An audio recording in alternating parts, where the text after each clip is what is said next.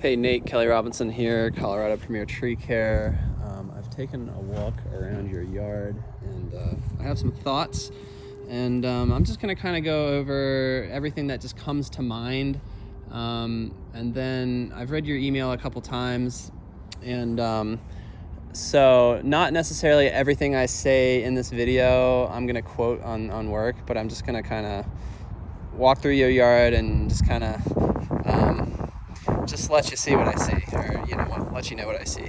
And so we'll start over here. I know that you got the pine trees injected, I'm guessing last year, which must have been titanically expensive. I can't imagine what that bill was, but yeah. So IPS pine beetle is a beetle that infects the vascular system of a pine tree.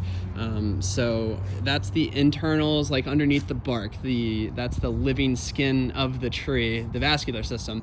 This looks like tussock moth or spider mites, but a needle or a needle cast. Actually, it's probably needle cast, which is a pine needle specific infestation. So Mectinite, which is what they injected, lives in the vascular system and is very effective with imps and any bug that attacks the vascular system. Now, as far as the needle-borne bugs go, that Mectinite is not hanging out in the needles. It's designed to hang out in the vascular system, hence why you have a problem with needle cast. This tree is 100% on its way out, and it's not structurally at risk right now because there's still good wood in there.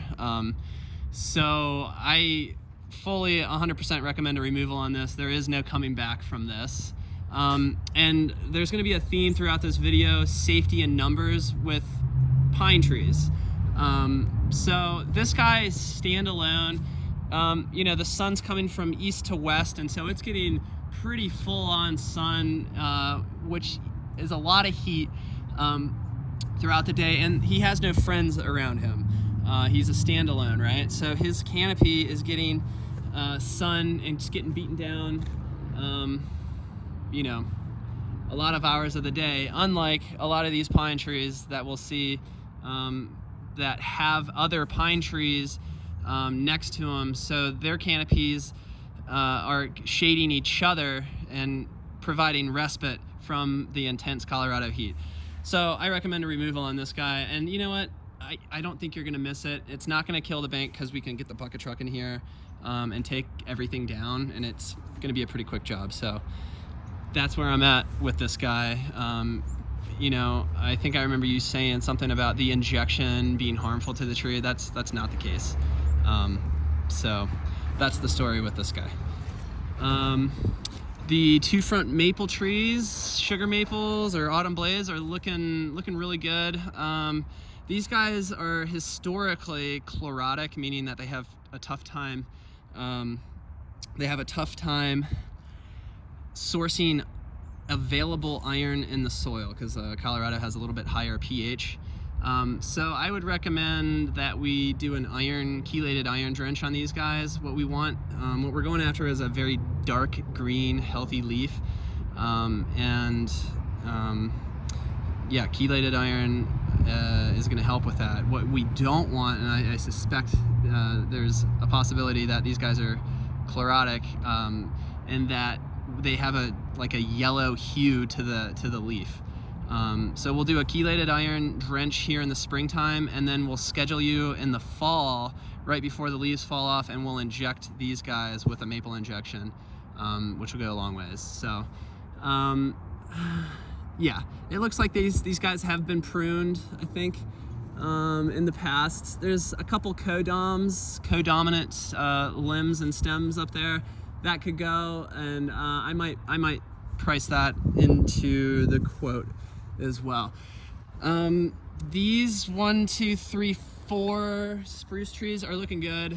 I might suggest that we do some deep root fertilizing, or not fertilizing, deep root watering.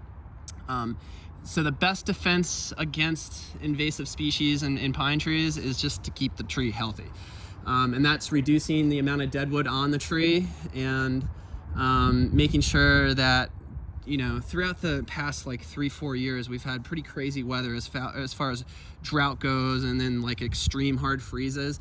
And then when you're driving around Denver, you can see a lot of dead spruce trees. And that's not because the spruce tree was unhealthy to begin with.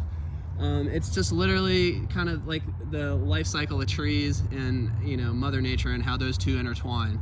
And spruce trees with the past 4 years and our cyclical weather have kind of have borne the brunt of it. But the good thing about this is that these guys, safety in numbers, right? So they have some partners next to it, and so each tree takes a little bit of that heat, but then as that sun moves on, it, you know, the canopies shade the other trees as the sun moves across. This guy right here is a little worrisome for me. What this dark crack is right here, it's called included bark. So you can think of this tree right here as almost 2 trees, because if we could take an x-ray right here, these trees aren't actually fused. There's no holding wood on the inside.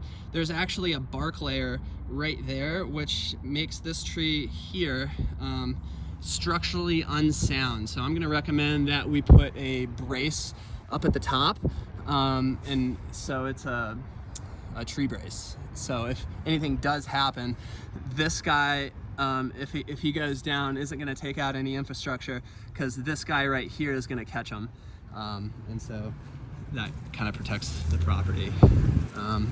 So that's what's going on there. Now moving on to the backyard.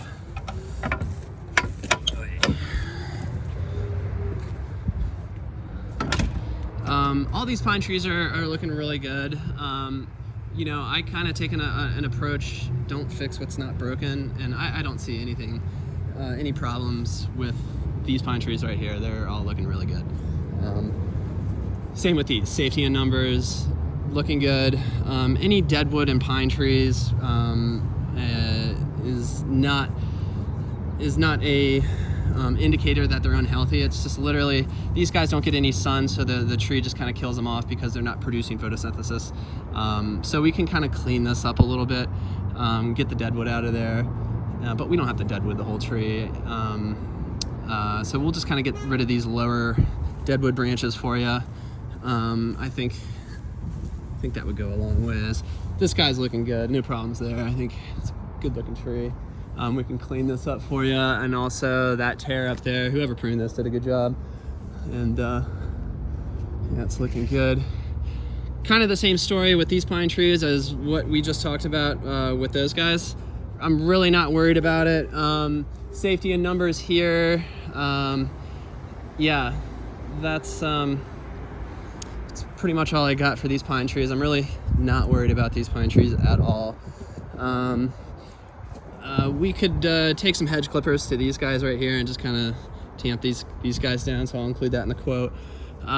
These guys here, you said you're going for aesthetics, so we could definitely fix this up a little bit and just kind of bring it in. Provides nice shade in the summertime, so should probably do a little prune on those 2 bad boys. All right, moving into the backyard here. All right, so you have some willow trees, and I'm sure you know just how terrible willow trees are. Willow trees are a pain in everyone's butt because they are kind of like a big weed, and they grow, and water's all cool at the very beginning when they're small, but they grow so fast that their canopy outpaces the amount of water in the ground, and that's why you had all that deadwood, right? So just because you cut the deadwood off doesn't mean that these guys are going to be, you know, they're just going to be a big pain in your butt. The wood's really weak. I think you know how crappy these trees are, but if this was my yard, I would definitely remove these guys just because it's going to be a less headache in the future for you. And you know, the less time you can have a tree company out in your yard is a good thing, because this work is not cheap. Okay, so that's my thoughts on the willow trees. And then it looks like this is a pear tree here. I'm not sure how old your kids are and if they play on this playground a lot, but not loving this lean. I don't see anything structurally wrong with the tree, but it is leaning towards the playground. And I'm gonna recommend, I don't recommend that we take the tree out because I think it's structurally okay. But I think we should take some significant weight off and do like a proper prune on this guy, just to mitigate the risk of it blowing down in a windstorm or like a snowstorm or something like that. So we'll just take some weight off, aka surface area, and then that'll mitigate the risk of this tree being a problem in the future. No thoughts over here. These guys look good. And one more thought on this tree. I think it's an ash tree. I think it's an ash. It's a little close to the structure.